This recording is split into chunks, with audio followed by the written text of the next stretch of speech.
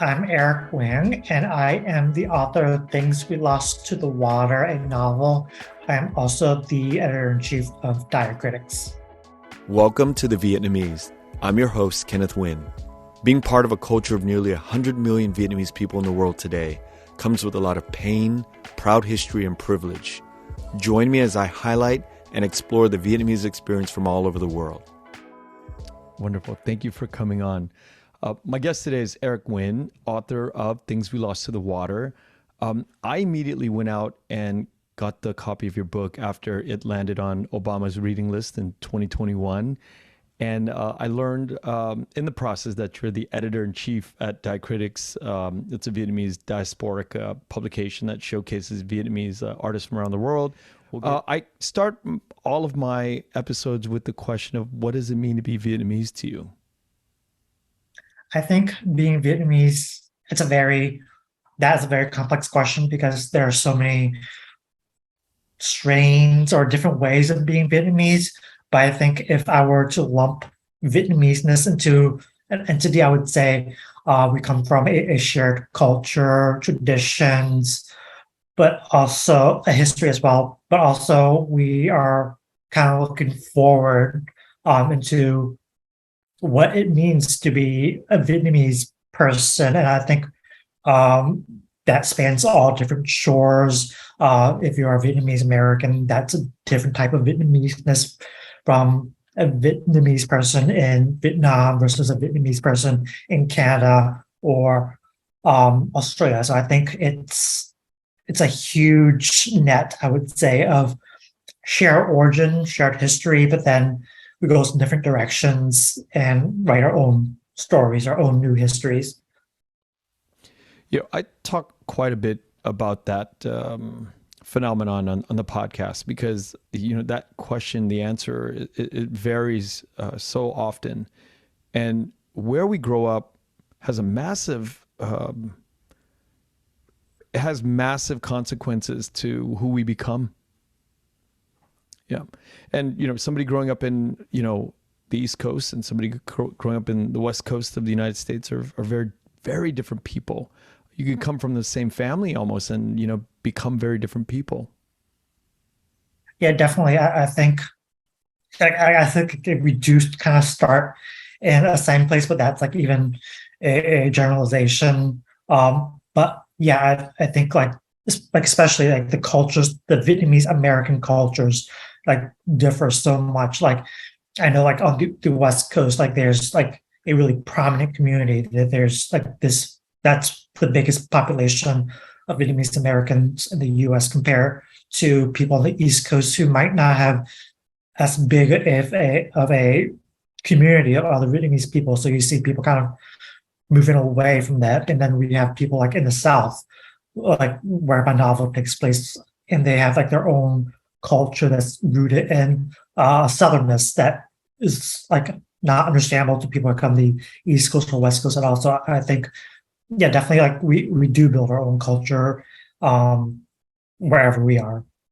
Yeah, and I was very surprised to learn, after I read your novel that you grew up in Maryland and not in New Orleans. That's a big risk. That's a big leap to kind of transplant your mind to write about a whole pocket of a community that you did not grow up in. How did you come to be so comfortable writing from that place? I think at first I was really uncomfortable because it's not my community. I didn't grow up there. I am an outsider. So it was trying to tell a story, but also being respectful to the people there. At the same time, also learning about how they live, how they see their lives.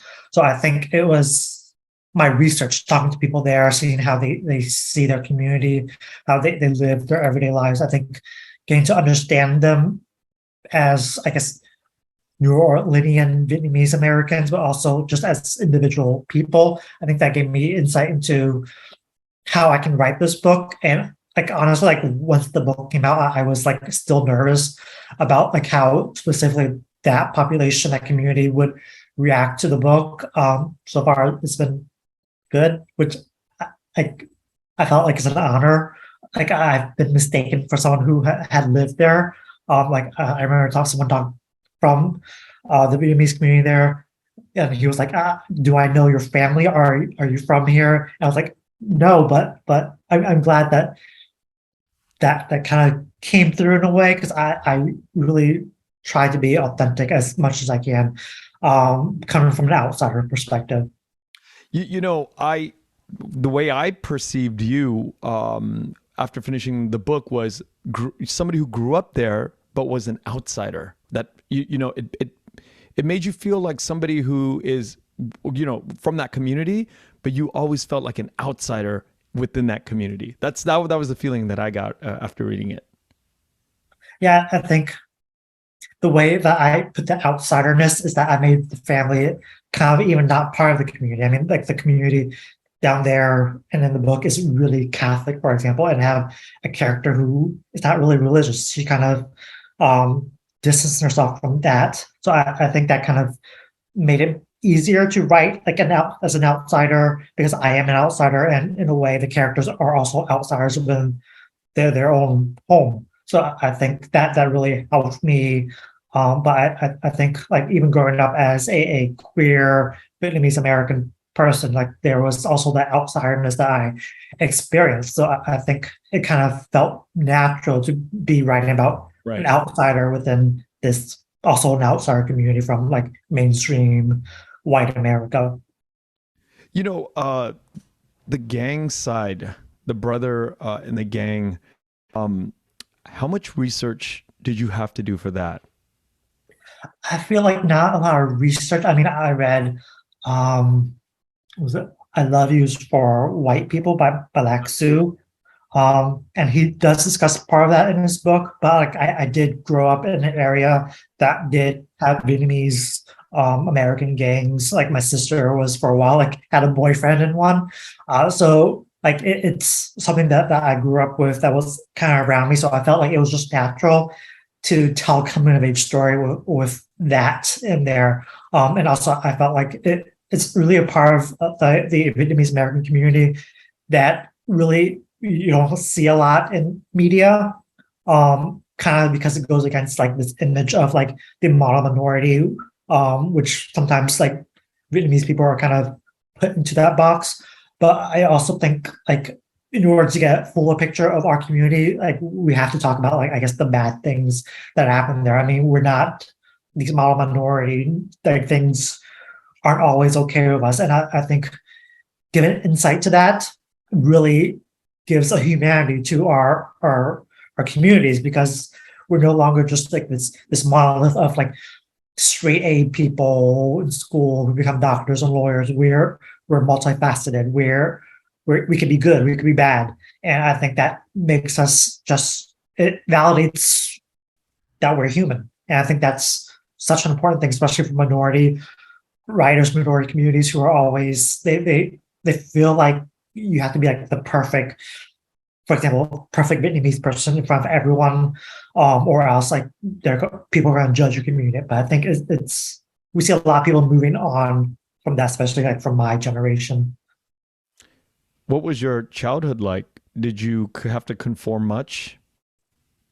I think I did in a way conform to, but I think it was a way just to like fit in. I mean, no one wants to be an outsider in whoever they are. I mean, you're at school, you do want to make friends, so that there is that want to conform to be like the kid who doesn't bring the Vietnamese food to school, but like wants to like buy lunch and get that hamburger or pizza. And I think part of me was like, especially in my teenage years, like I really pushed away that Vietnamese-ness. Like I knew like as like elementary school student, like I took Vietnamese classes, for example, but then I stopped going to those Vietnamese classes and I kind of did lose that language. But like at the time it was like okay with me. Like I made me feel more American among all these other teenagers who basically they only knew English. But so yeah, there was this pressure to conform, and like it kind of created like this divide really between like a home life where like I was I was supposed to be like this dutiful son, who carried on traditions, who was Vietnamese, compared to having to live out, go outside, go to school, hang out with friends, where I felt I need to be American to kind of get ahead, kind of fit in, try to be like a normal person, like a normal. Yeah. Yeah. And when did you get this sort of inkling that you wanted to be a writer?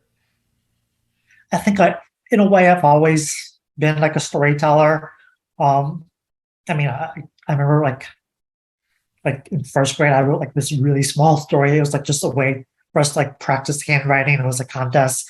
And then like I wrote a story. It was like about a leprechaun who lived like in like a wardrobe, and I won a prize for that. So I guess that's when the idea of being a writer came into mind. But like I always like to tell stories. Like I growing up, like Saturdays on the weekends, like we didn't really have a lot of entertainment in my house. So like me and my brother, we just share stories. Eventually, like we wrote them down just for fun. Um, but I never really saw it as like a way to like a job. Like in a Vietnamese family, like your options are really like a doctor or lawyer or dentist or whatnot. And like I didn't even know that you could like actually go to school to become a writer. So like after undergrad, I was in the phase like I didn't really know what to do. I knew that I had this like side hobby of writing that I like to do, but then I learned more about this. There are schools out there you can get degrees in. You can really practice this craft. So I think the short answer is I kind of always knew I wanted to be a writer. I didn't know how to do it until a little later in life, and then I guess I did whatever I could to get there. And did you go to school for something other than writing, you know, in undergrad? Were you in a different trajectory? Yeah, my undergrad was I studied sociology. Um, I mean, like for my parents, I was convincing them like it's a great degree for like becoming a lawyer, even though like in the back of my mind, I was like, no, I'm not being a lawyer. So like after I graduated, like it was like, where's the law school? And I was like, maybe I'll become like a social worker. That's, I mean, no money in social work, but that's respectable. That you could help people. So I felt like that's the lies I told my parents until I had to go to grad school. And I thought like I'm moving away for 3 years, and surprise, I'm gonna try to be a writer. So that's my trajectory with my own family. You know, you make it sound so simple. Like, you know, you go to school, you get sociology degree, and then you just move away for 3 years to study writing. But I feel like with artists and, you know, this journey of becoming who you are and having that confidence to pursue the path, it's a gradual thing. But what along your life's journey kind of galvanized this direction for you? I think after I took like this creative writing workshop, it was a workshop with like a nonprofit that kind of cultivates LGBTQ writers, and I applied to it on a whim. Like I saw the opportunity. I saw like it was like a week you can just hang out with other like real writers to me, and just like take some classes. And I got in, to my surprise, and it was there like I guess the teacher I studied under was like she said like you had real talent. You just you have to develop it. Like I'm not gonna let you like go out of this and not continue this path. So I think that was like something like snapped at me, or a light bulb went off and say, hey, like I might be onto something, that I might have this thing called talent. But I guess even after that, there was like a lot of doubts about like Yeah. how do you do this? I mean, you could go to school, but like who graduates from school and become like what they actually want? Like I didn't become a sociologist. I didn't become a lawyer or a social worker, which was like the plan I had. So like going into grad school, that itself was a risk, kind of almost like a leap of faith. of maybe I can do this. And like even throughout the MFA program, there was also that nagging voice, like maybe I'm not good at this. Maybe I'll just get this degree and then end up working at a place I don't like, doing stuff I don't like.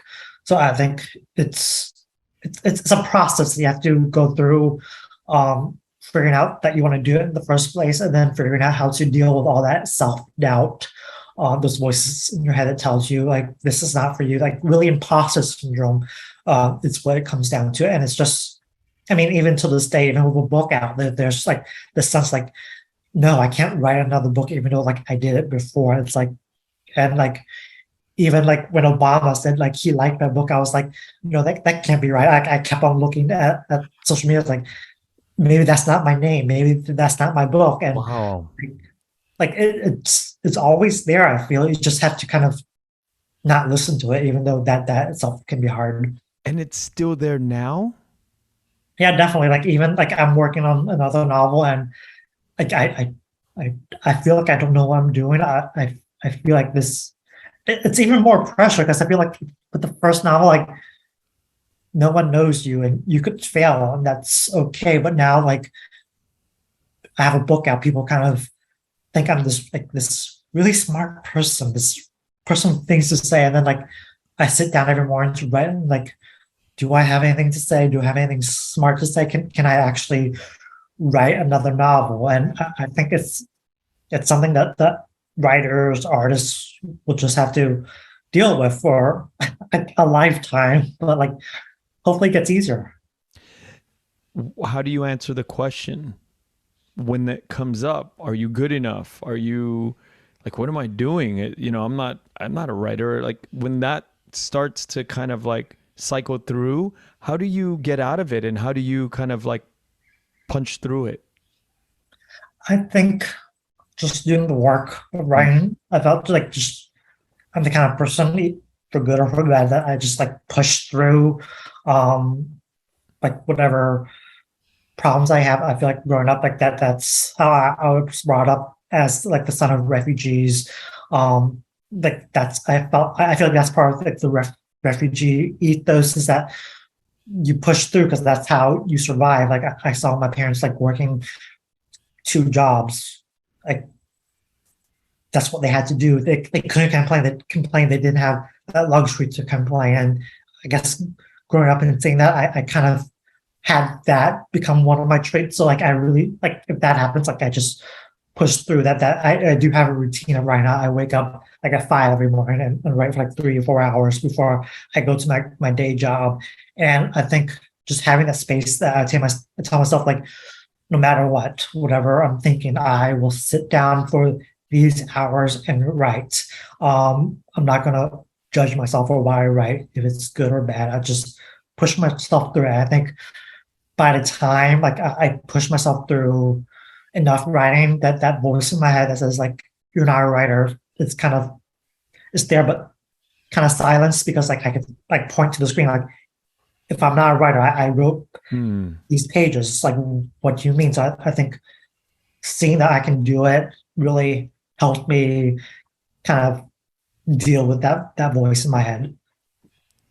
What do your parents think today? I mean, they know my book is there. But like I feel like, I mean, like my older sister, she's a scientist, she's successful. She did exactly what she told them she would do. But then there's me. I'm like I feel like I'm the oddball child. I'm the only one who went into humanities and the arts, and like I guess like they're happy for me. They congratulate me on like the success. But then I feel like you kind of know that they're like, but he isn't a doctor, he isn't a lawyer, and like okay, but I guess I'll take that. I'm okay with being like the black sheep of my family, even if I guess what I needed was that pat on the back to say like I'm doing okay. At this point, that's enough for me. Yeah, yeah.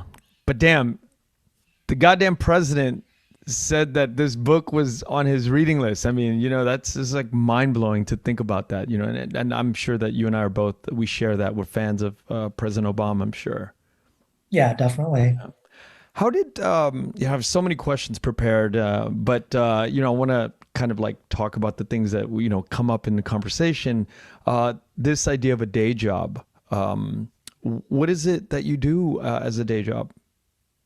Um, well, I have multiple day jobs in a way, just me. So I work at a nonprofit for my day job doing communications work, writing related, but not like as creative.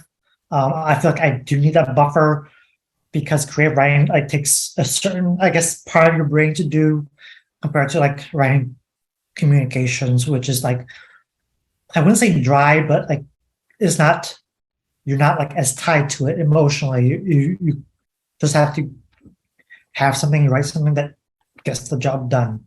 So I guess that's one of my day jobs. My other day jobs is to edit a publication, diaCRITICS, which highlights the work of Vietnamese diasporic artists. When I say diasporic, I feel like that's very important because it's not just Vietnamese Americans. We publish Vietnamese Australians, Vietnamese Canadians, Vietnamese German people. So I think like it brings me a lot of joy to do that because it's kind of cultivating this global network of Vietnamese people around the world and showing how we're all kind of the same in a way, but also like how we're so different from each other. And I think that really fights against like that stereotype of like what it means to be Vietnamese, because there are a lot of ways to be Vietnamese. Yeah. And that's why I always ask it, because I think there's so much variety to being Vietnamese. There's just so many ways to make nước mắm or so many ways to make pho. And, there's some basic building blocks, but for the most part, there's a lot of ways to do these things. And I want to ask you, with the work that you do with the diaspora and the sort of the editing, the kind of the amplifying of these voices of artists. And I'm asking because I share this sort of journey of amplifying, and I wonder all the time, do you feel like this diaspora has legs in terms of us being second generation refugee, product of refugee? We have this sort of like this thorn in our side that we just can't get out, right? We just always have to talk about it. We always have to like direct our attention to it. But 3 or 4 generations from now, is that still going to be there? Or are we just sort of like the people that are creating this legacy for our consumption? But, generations from now, it kind of loses its stickiness. I think that's kind of difficult because to answer, because like it could really go either way. But I think like right now it's clear that there's like this movement of Vietnamese artists that are telling these stories, especially of like the history of their parents, of Vietnamese people in general. I think especially in people outside of Vietnam, because I remember like there's some writer wrote that like the first generation of immigrants, they're trying to survive, they're trying to live their lives, and it's not until like the second generation who are out there like they want to tell the stories. The first generation was not able to tell the stories. They were too busy in a way, and the second generation is there to kind of tell the story of their elders to pass that down. Because like for me especially, I feel like if I didn't tell a story, like some part of me would be almost like lost almost, because like my parents' story about their story, I wouldn't be there. So like telling that story was important for like almost, I mean, like sounds dramatic, but like to my survival, to my identity. I think that's a better way to say it. But I think especially like in different countries, once we assimilate into like more of this bigger mainstream culture, there is that risk of kind of like erasing that Vietnamese-ness. I mean, like on the one hand, like one doesn't want to be like the token Vietnamese person in an art gallery and in a book in a book lineup, for example. But like one just wants to see themselves as an artist, but then at the cost of kind of losing that history of Vietnameseness. So there is that risk. But at the same time, I think as long as we pass those stories forward, the next generation, they can take that and kind of reinvent it. They can realize a different future for this Vietnamese-ness. So I think the optimistic side of me, I can see that happening. I mean, like, if I can do it, take the stories of my parents, the next generation can take my story plus the stories of my parents and take that and run and do really creative things about it. They can also mix it up with mainstream culture, and we could get something really beautiful, really something interesting. So that's the optimistic in me, and like that's the future like I envision really. When you approach a story like a novel, the first novel that you do, I am sure that the lineup of stories that you have is infinity because creative people always have so many stories. How do you know that this is where this story, this novel, this setting, this particular niche of your life is something that you want to spend the next 3 to 5 years, chiseling away at? I think for this first novel, it was kind of easy. I felt like it was, I mean, I had different ideas, right, for different novels, but I think I wanted to tackle things cross the water first because I felt like it was so personal for me. In a way, it was my way of trying to understand my own Vietnamese heritage, where my parents came from, their experience. I mean, like growing up, they didn't talk a lot about their experiences as refugees. Like I felt like they were really, they were the kind of people who didn't want to share that trauma with their kids. Like growing up, like they always told us to look forward, get good grades, see what you can become tomorrow in the future. So I think part of me felt like I was, part of my identity was missing. So I felt like writing this book, doing the research, it was like no argument. I had to write this book. This needed to be the first book I wrote, or else like I felt like I would have gone like a couple more years feeling kind of lost in my own Vietnamese identity. So I think for me, like this was an obvious choice. And I think like if I don't want to think this, but like if I don't write another book, I would be happy with this book because it meant so much to me personally. And anything else I write after this, it will be fun to write, but it won't be as personal. So yeah, I guess that's how I decided to write this novel and how I would measure like the other novels that come after this. And when you say easy, how long did it take you to write? 7 years. So not easy. I just talked to T. Bui the other week. 10 years for hers. Wow. It's intense. What keeps you going? What keeps you inspired?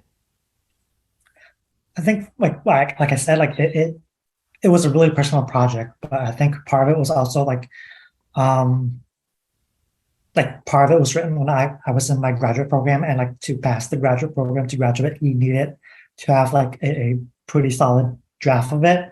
So that really helped. But I think after I graduated, it was just this drive to finish this personal project, but also like I said, like I'm the kind of person who like to see things through, like to just move forward. And I think like a part of me just like would be bothered that this novel wasn't finished. Like putting aside the personal aspect of it, like I'll just be like, why did I finish that? Like I just need to finish it because like otherwise like this thing will be looming over me that I didn't finish it. It's as somebody who's the editor-in-chief of something like diaCRITICS, how do you know when things are good? How do you know when an artist is making good work? I think when there's like particular joy when I find someone's work. I mean, it doesn't need to be like this joy of, wow, I'm so happy that I see this. It's more of a joy of seeing a piece of writer, a short story, an essay that has a unique point of view, something that I might not have considered before, but also someone who has a unique story, has a unique way of telling that story. I mean, like there are a lot of people, there are a lot of Vietnamese people. Each one of them has a story, but it's more of a way you tell that story, and how do you make that transcend just your own personal story? How can you make that into this statement? I'm not to say like a statement that encompasses like what it means to be Vietnamese, but what it means to be this particular person, this particular moment that you're writing from. So I guess there needs to be a spark of originality, of art, and I don't know, just something that clings to me in terms of the way it's written. And I don't know, I sometimes can't really explain it. Just you're attracted to this thing and you don't know why. And I just want to talk to the writer a little bit more to understand them. And I think those are like those are what I end up publishing. It's like I see something and like I want to read more. I want to talk more about it. I feel like if I publish something, it's something that I want to hand to someone else and say, look at this. Like, I don't know why, how to explain my love for it, but read it and then let's talk about it. So I think that's how I approach what we publish. Yeah, that's a very non-technical answer. It's a very intuitive approach that is that's hey, it's whatever turns you on internally, right? Yeah. Whatever gets your juices flowing and going, like, oh my God, I want more of that. In things we lost to the water, I noticed this idea. This is just sort of like my mind coming at it. The plurality of different things. Even in the title, Things We Lost to the Water could refer, in my mind, to the refugee experience, the exodus from Vietnam. That we as a people lost a lot of things in that water. And we lost a lot of things to the water in New Orleans because of the Vietnamese Catholic community. There's a lot of things. And I think on a metaphorical, level, there's so much to that. And the plurality of having the different voices in the characters, different perspective. Is that sort of how you approach your storytelling, like I guess I'm asking on a technical level, is that something you think about? Is that something like is an intention that you approach things a little bit more open-ended where it could be understood on different angles? Or is it just something that you just go out and you just do without really planting the seeds of like the plurality side of things?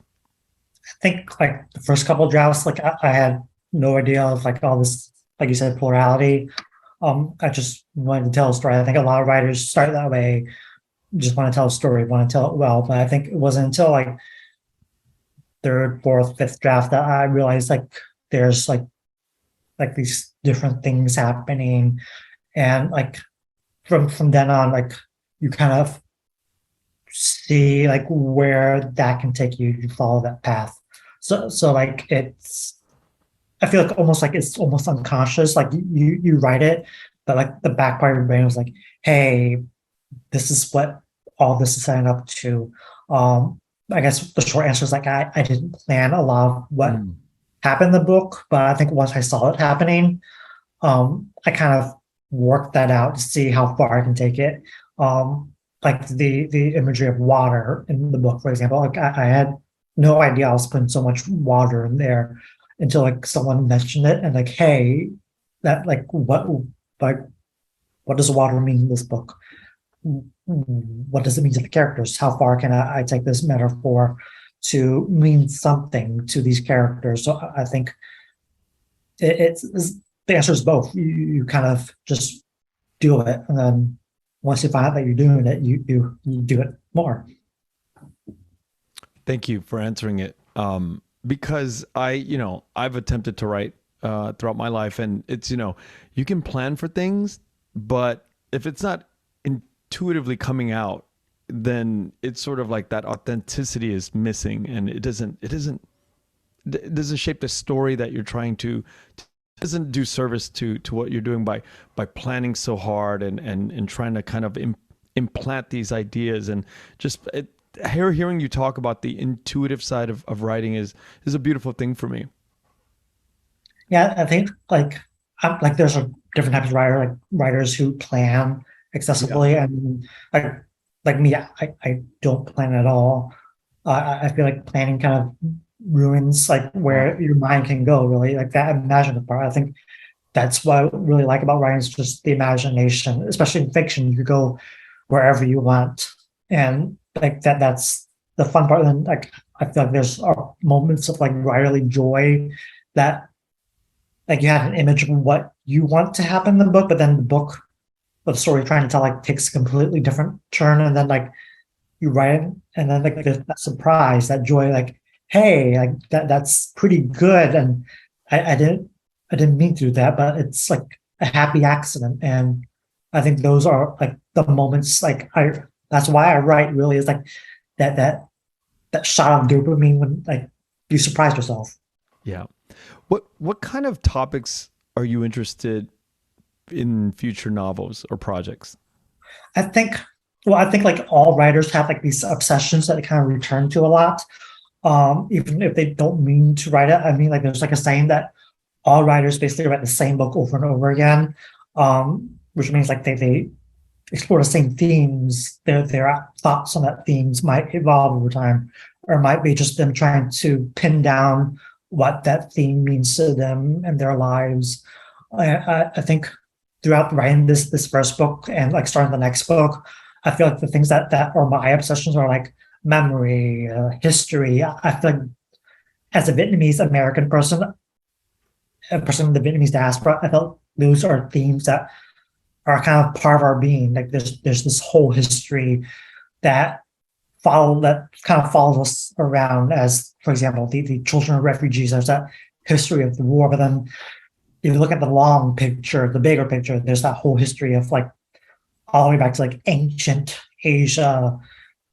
Like so, I'm just fascinated by like how do we carry that history? How does that history get told, retold?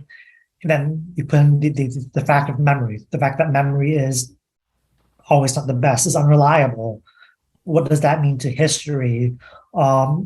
Is history facts, or is it how we interpret it, how we see things, but how that changed? So I just find that really interesting, just history and memory and how they contradict each other, how important it is not just like for Vietnamese people, but really for everyone. Everyone come from someplace else. They can trace history back further and further, and like the further back you go, the more almost inaccurate it becomes. But that inaccuracy isn't always a bad thing per se. So I think there's fertile ground to explore in those two themes.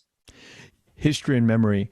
I think about as you're telling me those two things, history and memory. I think about like there's other things that that trigger this sort of. My mind is responding to history and memory. I think about like you and I right now in present moment. We are talking about history and memory of the Vietnamese culture. We right now are at the very edge of Vietnam's culture. We're two young guys that are sort of sitting right at the edge of like all the developing things that are happening in Vietnamese culture. I've been Googling the names of Vietnam. There's probably at least 10 names if you go back in the history of Vietnam, right? It's Vietnam, Annam, and there's all of these names of the different dynasties or different time periods that it wasn't always called Vietnam. And then you start to think about like the history of the different names of those periods. The people were totally different from what modern Vietnamese people are today. And it's crazy. And then you and I are both, you go back 12 generations, we're both a product each of like 4,000 people to get down to one of us. It's like, and talk about the history and the memories. So I think being able to sit in these sort of, have time to sit and explore history and memory and talk about people like you who spend so much time thinking about the history and the memory. And so oftentimes it's not very accurate, but it's a beautiful thing as well. Yeah, definitely. I think like that like you said, there's been so many names for Vietnam, and like there has been also shifting borders of Vietnam. So I think like that I guess that's just interesting that like right now when you say Vietnamese, like we kind of know what we talk about, that the strip of land and the Mekong River through it, but like it's not always, hasn't always been that way. And that the geography itself, its history, its memory, and I think that's something like you said, down to our DNA that's part of us. So I think that's like, I guess I don't know what I'm saying, but like it's just interesting to think about that and how, like you said, we're on the edge of history. We that all that happened, like from the Trung sisters all the way to like now, like it built up all the way to like ourselves and where we are and the stories we hold. So I think that's fascinating. Yeah, a lot, and I feel you when you said, but you don't know what you're describing, because a lot of this shit is nebulous too, right? It's nebulous until somebody like you writes it down, until somebody like you really takes the time to document it. 7 years of your life to document it. T-Boy with her 10 years of putting this down, and that's so important. And I wanted to really talk about that with you, that we don't have enough voices. I feel sometimes. That we don't have enough people talking about enough about our history, and and a lot of people aren't really paying attention to it. I feel like sometimes, it's like it's kind of boring for people, but I think it's so important to talk about it, because otherwise it becomes this very nebulous thing, and it's not really real if you don't really put it down on some digital form or write it down. It's not being concretize, or I don't even know if that's a word. It's not being, you're not pouring the concrete to make sure for future generations, like, no, this is legacy. This is what we as a people have gone through, and we should march and we should be proud of who we are. And I grew up in a generation where we were not at all. It was very shameful to be Vietnamese in America in the 80s and 90s for me. Yeah, I think like there should be more, not even writers, just like people who archive, like put things down on paper. Because I feel like we do something, because like this history, this memory, and writing it down is the only way to say like we were here. Like without that record, who say that we even existed? So I think definitely there's a lot to recover, even to talk about, like to be Vietnamese, just to have thousands and thousands and thousands of years to talk about. And really, like, so much of it has already been lost. I mean, like, ancient Vietnam, like we know very little about that. And there's like, this was coming from me as a non-specialist, but like, who is like studying that, who is bringing that information forward and remembering those people. And I think writing is important because, like I said, like it's more almost like an existential thing. Like, are we even here if no one's telling our story? But not only just our one story, but also these multiple stories. And I think that's where artists, writers, why we're so important, why they are so important. Because otherwise, it's really easy to disappear. Yeah, without stories, there is no identity.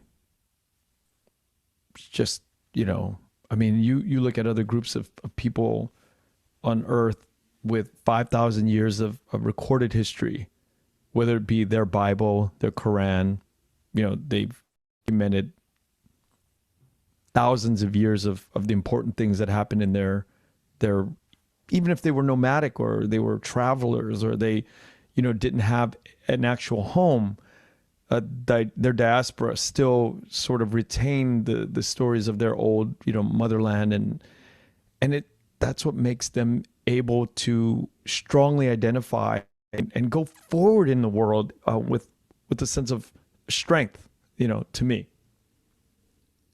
Yeah, like there's like cultures who have documented a lot. I feel like a good example are like Jewish people. Yeah. Like I mean, like they start off in one place, but then like over thousands of years, they kind of went, at least everywhere. You find Jewish people in every country, probably.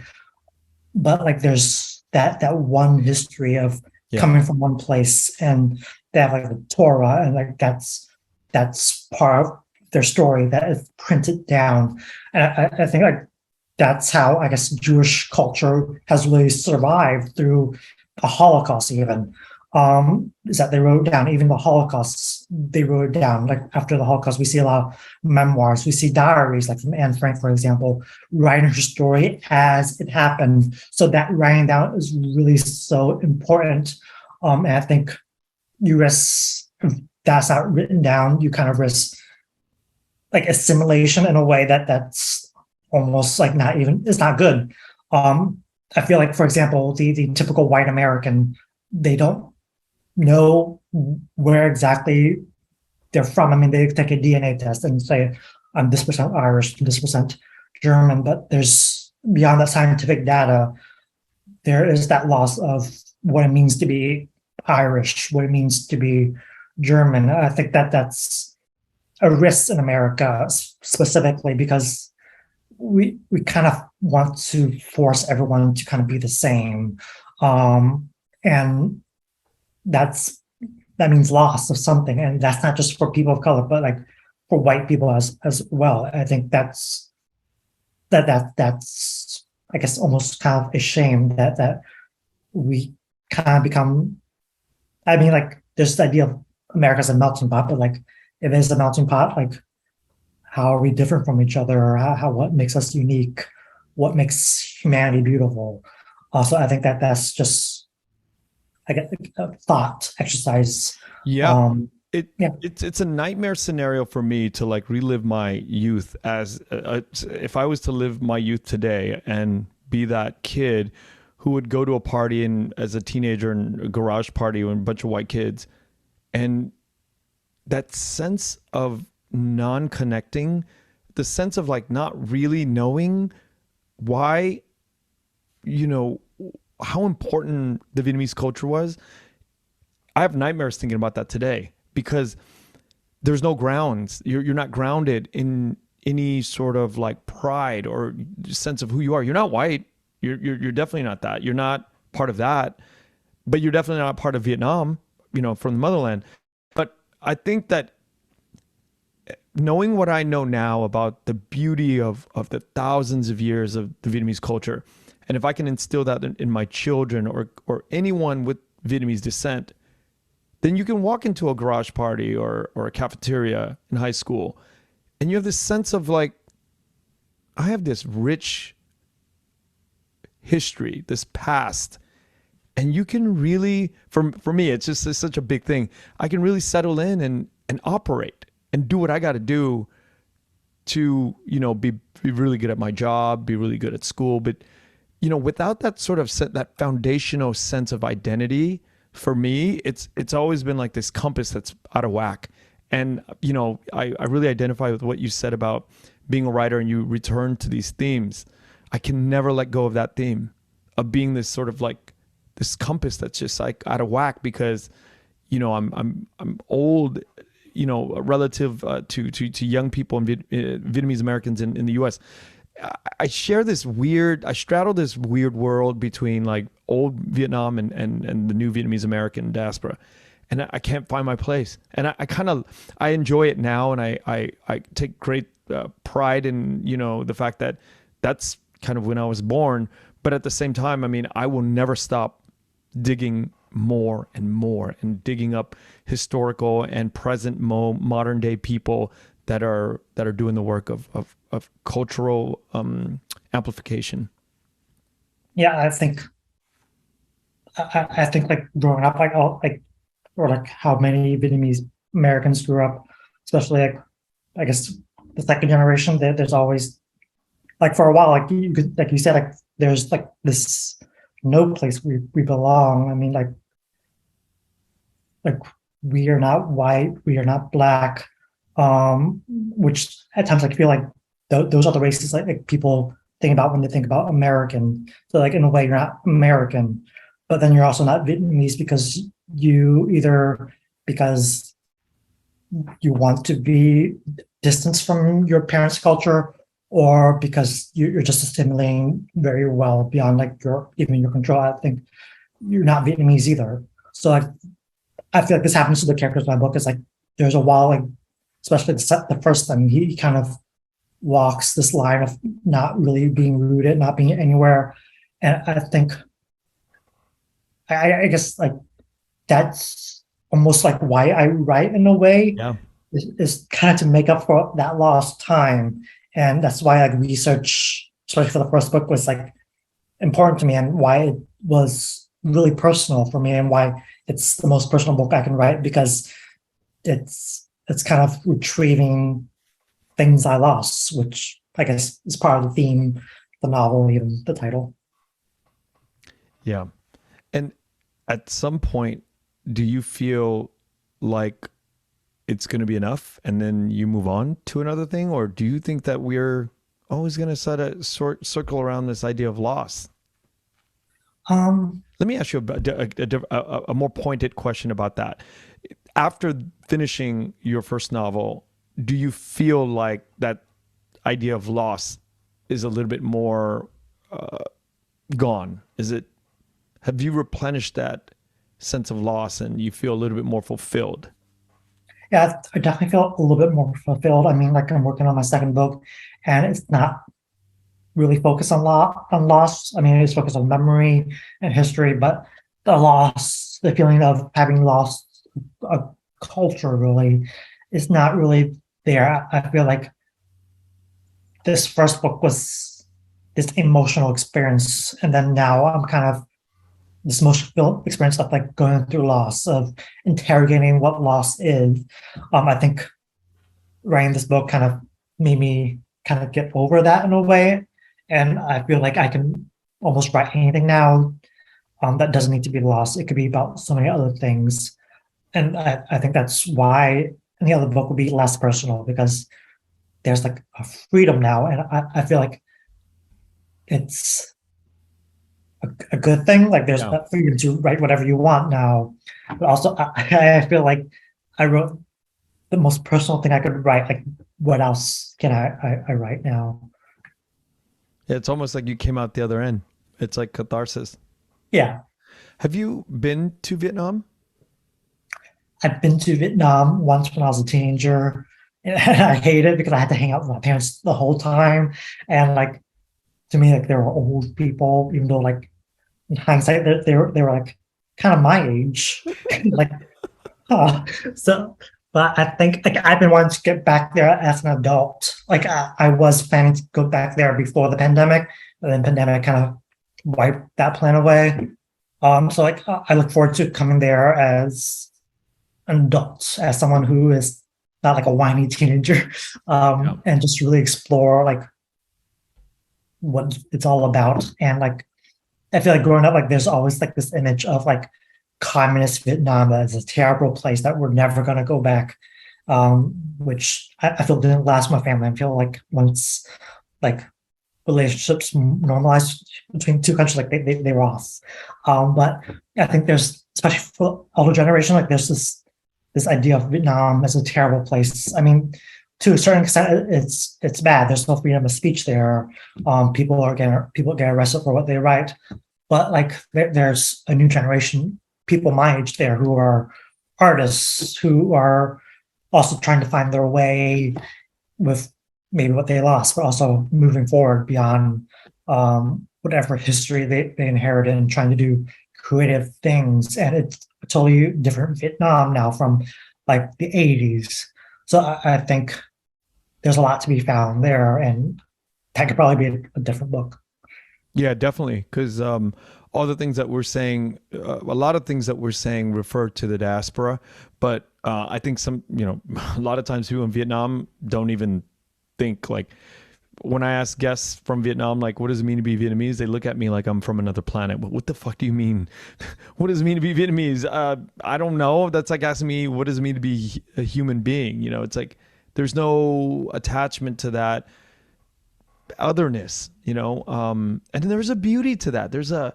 I find that to be so, I'm envious of that, very envious of young Vietnamese people who have this sort of completed sense of who they are as a Vietnamese citizen. Yeah, I think like if you grew up around people who are just like you, there's no question of who you are because everyone around you kind of shared the same Yeah. experience. Which is something like Vietnamese Americans don't have access to. And I think like part of me like always think like what would I have been like if I Yeah. grew up not only like in Vietnam but just like a community of more Vietnamese people. And then like sometimes like I think like what would life be like if I moved to Vietnam and were surrounded by other Vietnamese people all the time, where I'm not like the even the Asian American person in the room. I'm not like where I don't feel like the token person wherever I am. And I feel like it's like a train that I missed almost.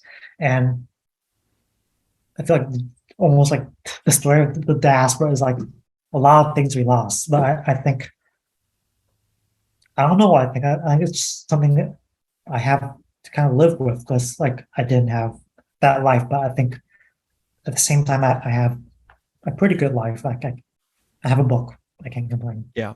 Has your life changed much since the release of the book? Um, I mean, not. I want to say not much. I mean, I still write. I still work. Um, but like people who know me, like they got really excited about it. I feel like publication is almost like publication day. Like it's cool to see your book out, but like you feel it's kind of deflating. Like it's like a book. It's right there in the store. But like you've been working it for like 7 years. It's in your mind, and now it's finally out. And like for everyone else, like oh my god, like it's like for them, like it looks like you wrote it overnight. But like for Yeah. me, it was like an over 7 year experience. So like it was almost like a deflated relief. Um, I think other than that, I feel people think I'm smarter than I am. Like people would ask me like, what do you think about like here? What do you think about the Vietnamese diaspora, the Vietnamese identity? And like I don't know. Like Yeah. I have ideas, but I'm not sure they're the right ideas. So like people I guess take my thoughts more seriously now, even though like I'm the same person, and it's weird to be think of as smart. I wish, I don't see this often. I don't experience this often in families or friends that are Vietnamese, both here in the U.S. or in Vietnam. The idea of like a project that takes 7 or 10 years to finish is normal. Is right. It's just a normal thing, and we don't put emphasis on in our families that these things need to happen. Like we need to emphasize that our new generation and our parents need to be they need to be schooled. Like we should be we should be encouraging our youth to take on these decades long projects, because a lot of us think, when we think of Eric Nguyen, we think, oh, yeah, he just put out this wonderful thing. It went on a president's list, and took him maybe a year to write. But the more I dig into writers' lives and filmmakers' lives, and 10 years on a project is about the right. 7 to 10 years is about the right amount of time it takes from inception to getting it out there. And we don't educate within our own community that this is a requirement. We need to start programming our young kids that these things take a long time and we should start now. Yeah, I think I guess at least when I grew up, there's mentality of results oriented. Like go from A to B, you get to C, you go to school, no, you get good grades Yeah. in grade school, you go to college, get good grades there, you become a doctor, bam. That's a clear path, but like arts is not a clear path. There's the time to work on that art. There's time to hone that craft. There's even age. I feel like if I was younger and I wrote this book and the book came out, it would have been a definitely different book. I felt like I guess my wisdom wouldn't be there. It's writing the book is I put my kind of lived experience almost in it. It's not like what happened in my life, but like the way I think about things, the way I see, for example, my parents in my early 20s, they were just my parents, but like writing this book was like, I kind of realized like, I mean, it's kind of stupid to say like my parents are their own person. Like before they had me, they were in their 20s. They probably had a cool life. Like, I mean, like there's a picture of my parents on a motorcycle in Vietnam, and like for a while, like that didn't make sense to them. Like how were they young? But like now, like in my 30s, like I like of course they were once young. Of course they went out, had fun, went clubbing and whatnot. Of course. So I think between like the first draft and say like the my year 6 or 7 of writing it, like I came to that realization that I think without that realization, this book would not have been the same. It would just been me thinking someone in their 30s was like very old. But I think it's not just like the process of writing, it's also the process of growing up and understanding the world better. And I think that experience is definitely needed. And like you can't really quantify that in terms of a timeline. I mean, and people also like grow up at their own pace. So like I think if we told people, if we gave insight into like that creative process, not only to young Vietnamese Americans, but just young people in general who want to be artists, I think they come to better understand the profession and the process. Yeah.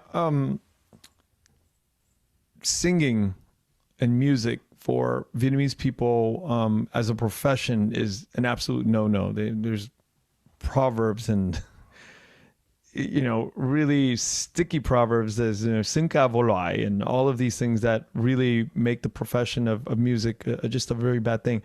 But okay, so there's a negative kind of aspect to that, but then there is this sort of like other side of it is like, if you do pursue it, there is a lot of money to be had in it if you do it right, but all of it takes at least a decade to develop. Whether you want to sing, you want to write, you want to dance, it takes 10 years minimum, in my opinion, to really have this cultivated sense of what you're doing and the use of your voice, whether it's you're a writer or a composer for film. It just takes that amount of time. And when we start to raise a new generation of people, we have to start bringing this into their kind of like their awareness that we need more amplification as Vietnamese Americans or Vietnamese diaspora.